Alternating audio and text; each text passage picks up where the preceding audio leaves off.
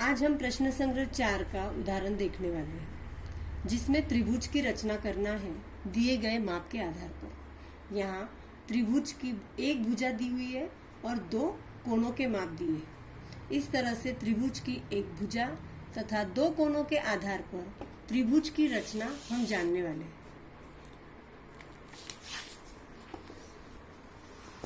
प्रश्न पहला है, त्रिभुज एसएटी में लेंथ AT 6.4 सेंटीमीटर, मापन कोण A 45 अंश, मापन कोण T 105 अंश। ये जो यम रहता है इसे मेजर एंगल कहते हैं और हम हिंदी में बोलते हैं मापन कोण। अब दिए गए माप की कच्ची आकृति बनाना बहुत ही आवश्यक है। हमें इससे ये पता चलता है कि कौन सी रेखाखंड कितने माप की है और कौन से एंगल का नाप कितना है। जैसे कि मैंने यहाँ पे एक रफ आकृति बनाई है। यहाँ हम देख सकते हैं ट्रायंगल SAT में एंगल A का नाप 45 अंश और एंगल T का नाप 105 अंश है।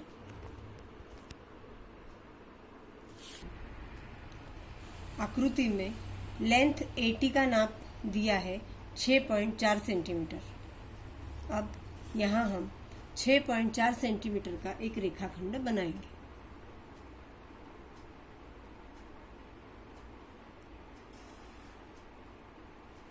जिसे हम नाम देंगे AT। एंगल A का नाप है 45 अंश 45 डिग्री। अब जैसे कि आप देख सकते हैं, ये जो बिंदु दिख रहा है ये बिंदु हमारे A बिंदु पे आना चाहिए और नीचे की ये जो काली लकीर है जो 0 डिग्री का, वो यहाँ पर आ जाना चाहिए। हमारा रेखाखंड और कोण मापक के 0 डिग्री की लाइन एक पे एक आना चाहिए। अब हम जिधर आगे की लाइन है उसके 0 से शुरू करते हुए 0, 10, 20, 30, 40 और 50 के बीच में आएगा 45। इसे हम स्केल की सहायता से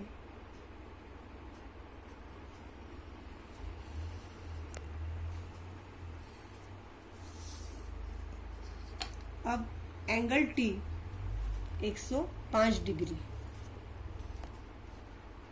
अब यही बिंदु हम T पे रखेंगे।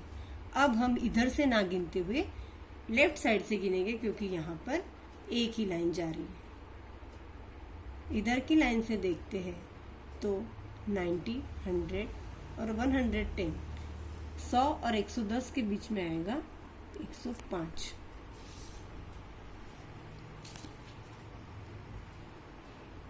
इन T और ये कोण के चिन्ह पॉइंट को हम आगे बढ़ाएंगे। अब ये मिले नहीं है तो हमने इस रेखा को और बढ़ाना है।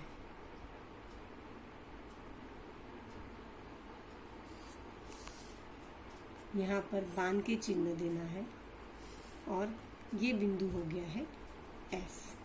AT का माप था 6.4 सेंटीमीटर, A का माप 45 अंश और T का माप 105 अंश। इस तरह से दिए गए माप का हमारा यह त्रिभुज तैयार है।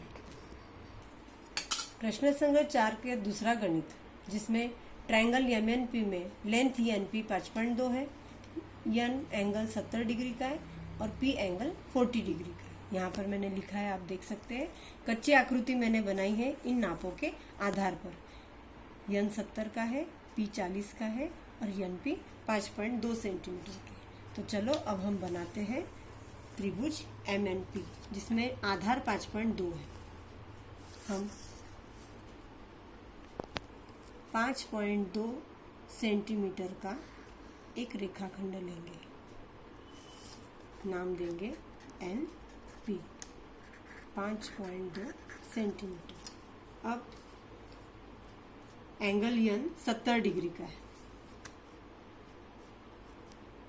0 से लेना है, क्योंकि ये बहुत ध्यान से देखना चाहिए, क्योंकि 70 यहाँ पर भी है और यहाँ पर भी है। बहुत सी छात्राएं ये 70 ना लेकर ये लेती है और उनका गणित गलत आता है। कभी भी ध्यान में रखना है कि जहाँ पर लकीर आगे की ओर जा रही है उसी दिशा के 0 से गिनना है। मतलब यहाँ से वो आता है 70। स्केल की सहायता से हम इन दोनों बिंदुओं को जोड़ लेंगे। अब पी एंगल जो है वो 40 डिग्री का है। अब हम यहाँ कहाँ से गिनेंगे? अब यहाँ से अगर गिने तो हमारा गणित गलत आएगा, इसलिए हमने इधर से ही गिनना है। 0, 10, 20, 30, 40।